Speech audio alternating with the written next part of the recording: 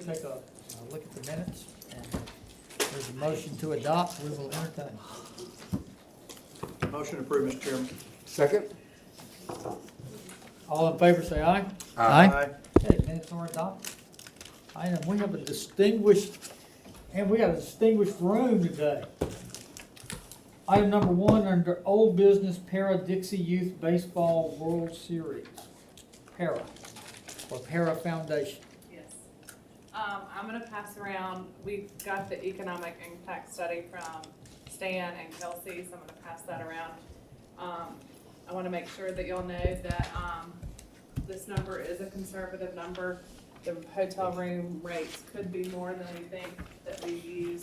And also Stan said that, they used to use a 3%, multiplier, now they're using 1.5. I've also attached the budget on here again as well. And just to make this clear also, this is an ask from the foundation, not from Para, the organization. This is from the Para Foundation asking for the tournament enhancements. And why is it the foundation? The foundation decided to take on the tournament and help Para, so we're the fundraising catalyst for the tournament. So we're gonna try to raise $350,000 in the private sector to put on the tournament. Like we said last week, we raised 150. The operations side will cost 150. So this is something that we, as the board, Tripp was here, who couldn't be here today, decided that we would take on to help Para fundraise for.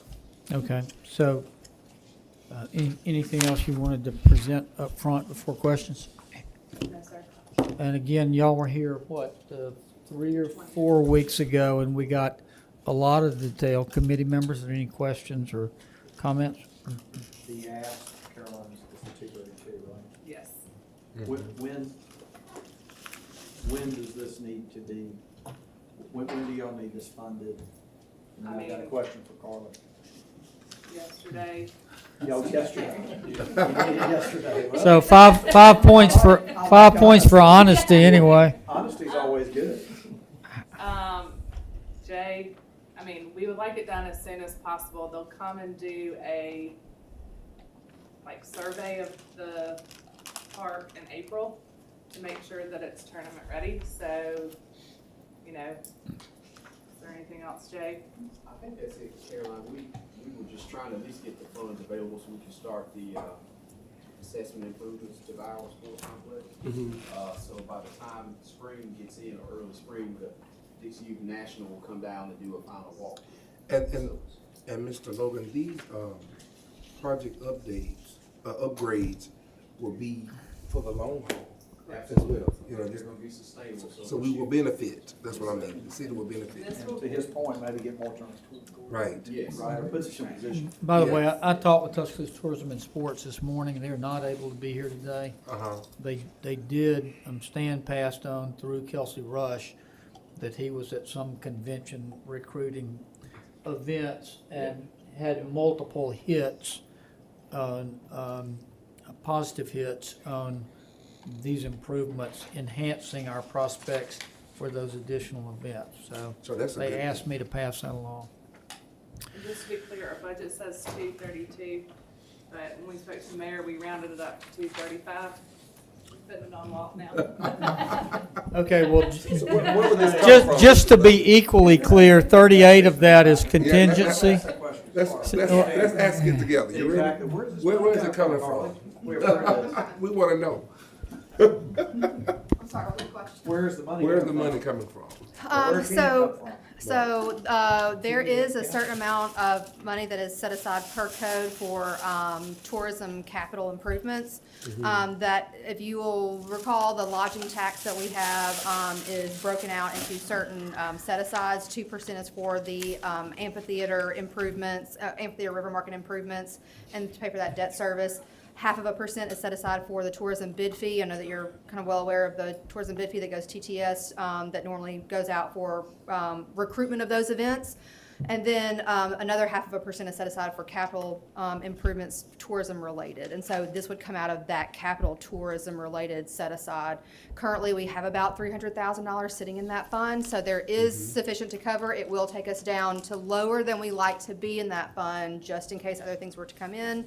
But I will say that that money is there and available. Okay. Mr. Chairman? Yeah.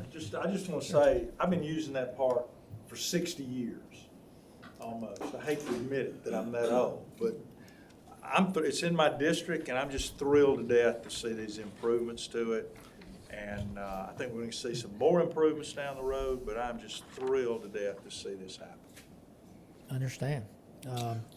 Caroline, I think of this 232 or 235, there's about 38 of that is in contingency. Correct. I would like, I think we're about to be happy to help y'all, but I would like to ask that for an accounting at the conclusion and any leftover contingency come back to us. Is that all right with the other members? And so just so that you're aware, generally, the way that we will create these funding agreements with para is that it will be based off of actuals. Like, we will set Okay, it aside perfect. for total, and they will give us what the actuals are, and then we will reimburse them for that. Okay, perfect. All right. So moved, Mr. Chair. Second. All in favor, say aye. Aye. All right, congratulations. Thank you all so much. We're looking forward to a great tournament out there. Y'all have a great Just to be clear, para is Income putting on the tournament. Foundation is the fundraising. Y'all the fiscal agent, right? the tournament. The condition we did request though was that the county be partners with us in this on a multitude of different things. And so if you can continue to explore that, whether it's law enforcement, traffic control, fire and rescue, et cetera. We met with the judge, he was very optimistic, and he wanted to get through budgets, and he said for us to come back at mid-October, end of October, to meet with the commission, so we were looking to meet with them, but from everyone that I've spoken with so far, everyone's excited, so I don't see that there's gonna be an issue with that, so. And if there is, we'll be glad to help whatever needs to be done there. Judges indicated the same. Yes. All right. Caroline, the best news you can have, the question is gonna be, what's the city gonna do? So you can And tell them that I'm we the voted same. for, which I That's think right. You can will tell them. cause you to get a positive vote. I can't wait to email that right when I leave. Yeah, I think that'll make it a lot. Thank y'all. Thank y'all for Thank y'all coming so in. much. Item number 2, we did vote on that, right? We did. Yes, sir. We did. Item number 2, Tuscaloosa City Schools for Athletic Excellence Fund. Dr. Darian. Yes, sir. We have a PowerPoint. Thank you so much.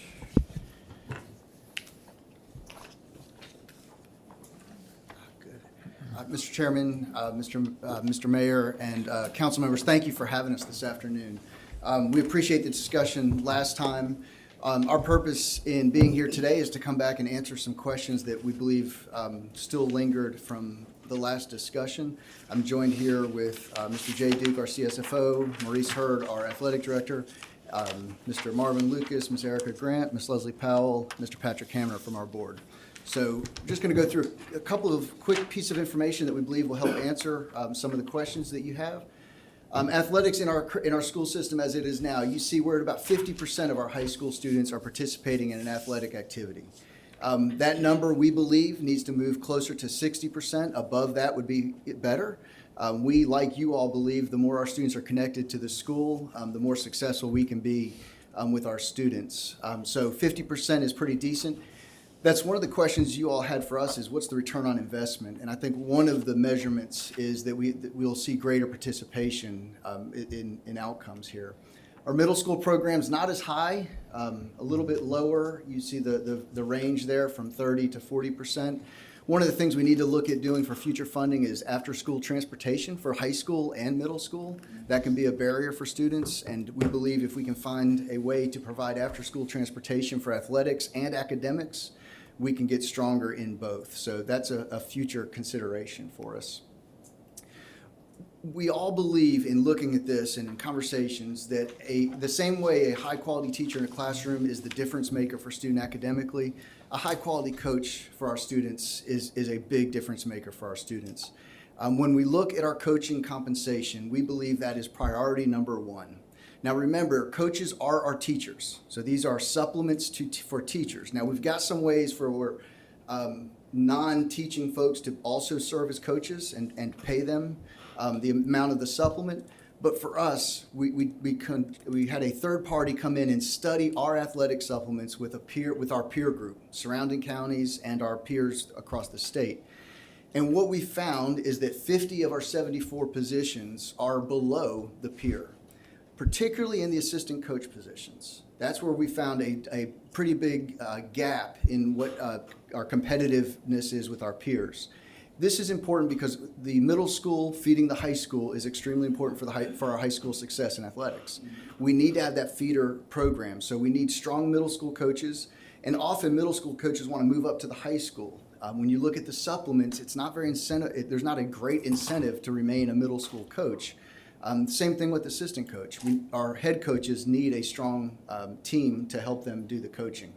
So that's what we saw. The total difference that came out in this review is we're about $500,000 short, $450 short when we look at each supplement we have throughout our entire system as compared to our peers. Okay, so here is an example, and there are several of them, but you look at the high school athletic director, the top line.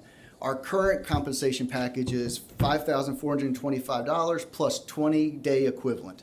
20 days, let's call that $30 a day times 20, plus the $5,000. The recommendation moving forward would be a flat $14,000 supplement. One of the concerns that we hear from our coaches and our ADs is actually the confusion that exists in the days plus the supplement amount. Our folks have been saying they just want to see a flat supplement amount, and in the proposal, we've moved to all flat supplements without a daily rate consideration. So you see our head coaches in so many ways there are recommendations to increase those, but it's really in the assistant coaches where you see the larger increase. So take an example of that third position down, high school assistant soccer. Today it's $627. The recommendation you see is pretty significant, $2,600. And when you look at the role of a high school soccer coach, they are out there regularly throughout the season in the evenings and on weekends. And while that $2,600 does not fully compensate them for all the hours and the time they put in, it certainly does a lot better than where we are now. So this compensation study for us it affirms that we really need to push in on compensation for our coaches.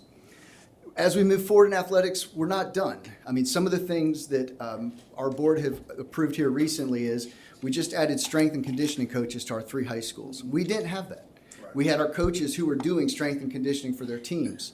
So now we have a strength and conditioning coach in each feeder zone who will work with our students throughout the day, during the day, strength and conditioning, both in season and off season, as well as students who may not be in athletics. They also can participate in a strength and conditioning program. And for us, that's a really big accelerator in athletics because we just didn't have that presence. We've added esports to our program. I think Central High School, I think I saw a number here recently, like number 9 in the state in esports. Again, we're looking for another opportunity to connect students to our schools. If it's on the football field, great. If it's behind a gaming system, great. We just want them connected, and we see athletics as a really fantastic thing. Our board has placed a lot of focus on improving what we're doing in athletics. We're adding a middle school supplement for strength and conditioning. We have an athletic director, Mr. Hurd, that our board was adamant that we have a position dedicated to improving athletics. Mr. Hurd recently became nationally certified as an athletic director from the national organization. We want to continue doing what we're doing with Para. Para, the basketball program, uses our facilities and helps us build that feeder zone into our middle schools. The stronger we've got the young students in elementary and 6th grade that then feed into 7th and 8th grade and into our high school programs running the same program, the stronger we can become in those high school programs. So for us, we're experimenting in that space and feel really good about it. Lastly, we don't have a fund source for it, but we need to look at our high school facilities. We did some upgrades in this last strategic plan, but we're not done. We've got to look at our locker rooms. We've got to look at our weight rooms. We've got to look at the possibilities of indoor facilities for practice. So other things, but those are for down the road. The other question that was asked of us, and we want to be clear about this too, we didn't just study athletic compensation. We studied academic and co-curricular, extracurricular compensation. Those supplements were also below our peers across the state. So our debate coaches, our yearbook sponsor, those also saw increases, and you see a list of them here. Band, cheerleading, we studied all of those supplements as well. And those have already been approved for this year. So the return on investment that we see with it, should we be afforded the opportunity to partner with you on this, one is building additional student participation in athletics. And two, yeah, we should eventually begin to see, because the more we attract and retain really good coaches, that should eventually turn into greater participation and certainly wins. And that's what we want to see. That's what's important in our conversations that we've had. Mr. Duke is going to come up, but I want to, the one question that was out there, and I want to be clear about it. Can we use ESSER funds to go ahead and pay for these supplements? The first answer to that is no. ESSER funds have a direct link of how we're to spend those funds. Our school system, our school board approved, rightfully so, that we are spending our ESSER funds on students and academic needs. And so the bulk of those, and Mr. Duke will come up and talk about that in a minute. The other part of that response is this: we have a healthy reserve. It's there with a lot of intentionality. The reserve that you see and that Jay will talk about in a minute, that reserve is already, we have a planned spend down on that reserve. When the federal funds go away, in order for us to maintain our current services, we are going to have to do a deficit budget over subsequent years, and we'll be pulling down that reserve. There's no way we're able to advance this recommendation with our general funds or with ESSER funds at this time. I'm going to ask Jay Duke to start making his way to the podium, and he's going to go over the details of that so as to give you deeper knowledge on the budget aspect of this. Jay. Thank you. Yes, sir. Thank you, Superintendent. I appreciate the opportunity to be here. And one thing I'd like to speak to is something that we talked about last time we were here, and that's our COVID funds, CARES Act, ESSERS Act. It's got several names, but that has created a situation, I'm going to call it a sprinkling on top of a $160 million budget. So that's our annual budget without COVID funds. So we've gotten COVID funds through CARES Acts 1, 2, and 3, but those spread over 5 years are relatively small percentages. In the yellow kind of checkered line there, you'll see the impact that it's had on our budget through the years 20, 21, 22, and then in FY23 it's somewhere around 6%, and roughly the same again in FY24. And what that does is on a $160 million budget is it comes in at anywhere from 1 or 2 to 5 or 6 or $7 million over the course of those years, and then FY24, bam, goes away, zero. So what we've, as Superintendent Darius said, what we have done is good stewards of the money, we have planned for that day when those monies go away so that we can maintain, starting in FY24, our core mission.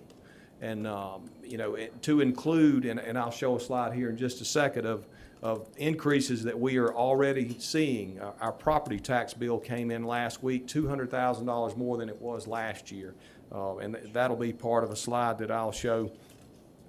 And also, bus fuel's increased and so forth and so on. You guys know what that looks like as far as an inflationary environment that we're seeing. On the next slide here, just to talk about, as we have before, the CARES funds themselves are very earmarked and specific buckets. And I took, these are most of them, but not all of them, that even within CARES Act funds, there's segmented funds for specific items that have not only federal criteria, but some of them even have federal criteria subbed out with some state delineation of where those funds have to go.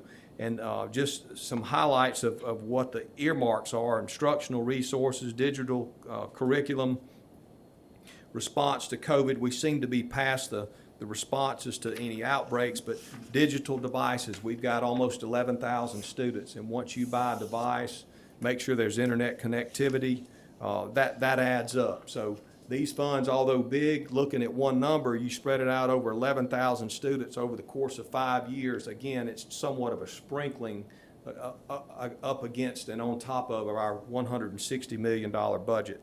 Lastly, looking at our general fund now, pulling away from COVID funds, one reason we have tried to plan and maybe offset our general fund with some things that we ordinarily spend. In other words, CARES Act funds helped us pay for some things that we ordinarily were spending money on, and we created those savings or built up that reserve in anticipation of things that we've got coming down the pipeline now in FY23.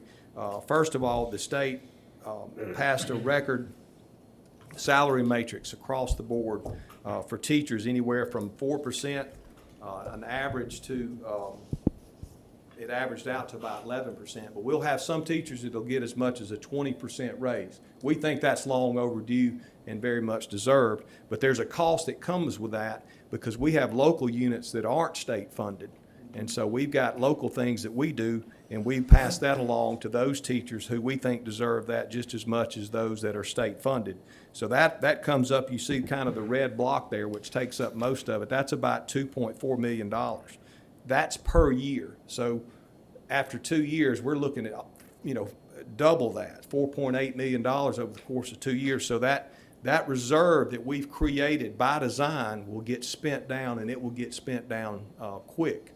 Our FY23 is a budgeted deficit based on these increases, and so we're looking at a budgeted deficit this year and in FY24. How we can do that is because we built that reserve up. So we've got a planned spend down. I'll pause there and wind it up, but before I wind it up, I'll take any questions.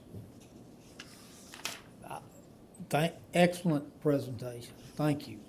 Right on target, and it answered some hard questions. Mr. Wilson, Mr. Crowe, any of the other Thank members? you, Jay. Thank you for your time. Right on target. Excellent. I do have Mike, is your goal to make the head football coaches, for example, do nothing but be coaches and not be in the classroom, like some of the big boys up the road do? Yeah, we're seeing other districts do that. We don't rule that out. We're not at a point of decision on that. I know we've got some proposals to consider on that, but that's not a short-term goal. I would say the short-term goal is let's get our folks compensated at the right level so that we recruit the best and keep the best. Mr. Chairman, if I may, I think what's important about what we're recommending here is certainly it's to enhance and expand athletics, which right now reaches 2,000 plus students in our city schools.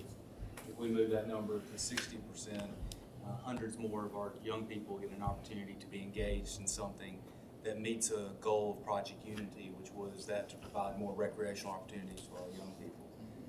The other benefit, though, of this is that school systems that are growing in our state are also ones, many of them, if not most of them, have successful athletic programs. There's a correlation with that success in your average daily membership. And this school system lives and dies off the foundation program's ADM metrics that puts forward. And without those ADM increases, average daily membership, without that ADM and without those students, our school system cannot provide the services it needs to. And so this investment is not only an investment of our young people in sustaining success off the field. I think it can have a secondary impact of positive financial outlook for the school system. I think that if we're going to compete with other school systems in our state that are growing, in these communities that are growing, we have to compete in on the athletic field or the gym as other communities. But I also want to say, because I do think sometimes things get lost in the wash, this is not the only thing we do for the school system. $2.7 million in discretionary money, and those dollars have historically been used for elementary arts and education teachers. $365,000 out of the general fund for pre-K, matched by another $500,000 for pre-K out of Elevate. $600,000 in police officers for security. $100,000 for TCTA and its fire program. $750,000 annually for dual enrollment. $250,000 for summer learning, and $1.2 million a year in debt service for the 3 new high schools. This is just adding to our portfolio of investment into our city schools. It's not as if athletics is the only thing, but it certainly should be one of those things that we help expand and enhance. And so I hope the Finance Committee will give it a favorable recommendation. And Mr. Chair, before you call for the vote, you know, I spoke to, coming from the Board of Education, I spoke to several board members about my reservations initially for this support, because I believe that there should be not only athletics, but there should be a correlation and a thrust for academics. Because if these young men and young ladies, if they don't make the grades, they can't play anyway. So I want to make sure that as we make these investments, that we're making an investment in their academic excellence as it relates to studying and study hall and making sure they get their work, not just not being showstoppers and persons on the field or on the court.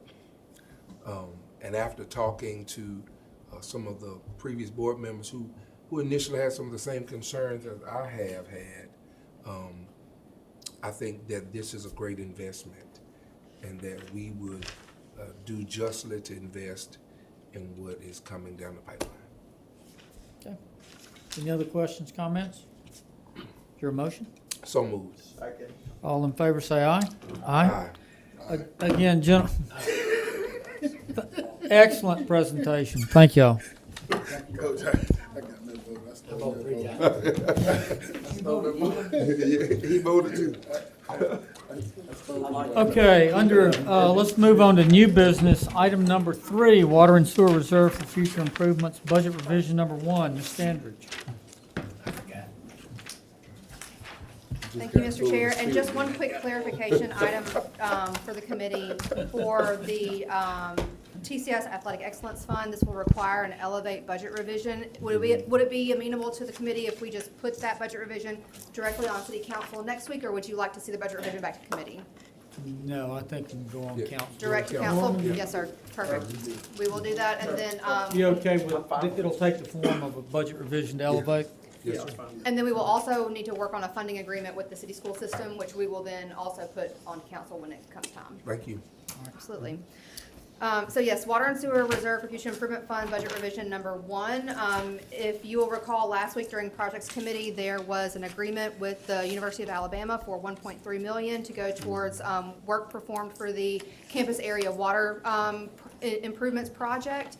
This is just receipting that amount of money into our water and sewer RFFI budget and then applying it to the project as needed. It's just a wash, an in and an out. All right, any questions? No pun intended. Any questions or comments? Motion approved. Second. All in favor, say aye. Aye. Thank you. Okay, item number 3 is approved.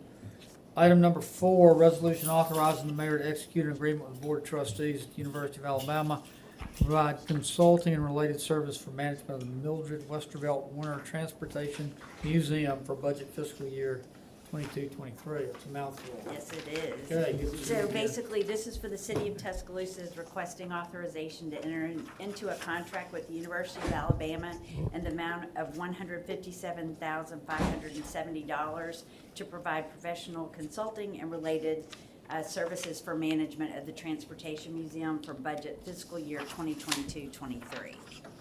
Okay. Are they actually running the museum now? I mean, they manage it, and so far, we've had over 2,071 visitors this year. And if you haven't been one of them, you need to go. It really is exciting. They do a great job, Yeah. so. So, go ahead. No, okay, remind me that this amount is it up from last year? It's very It similar. is, yes, sir. It's up about a little over $44,000 to increase the salary of the 2 employees that are working there. And this basically brings them to the level of other people in their same positions across the state. And so it's salary and benefits, and I think they have just a little over a $16,000 operating budget.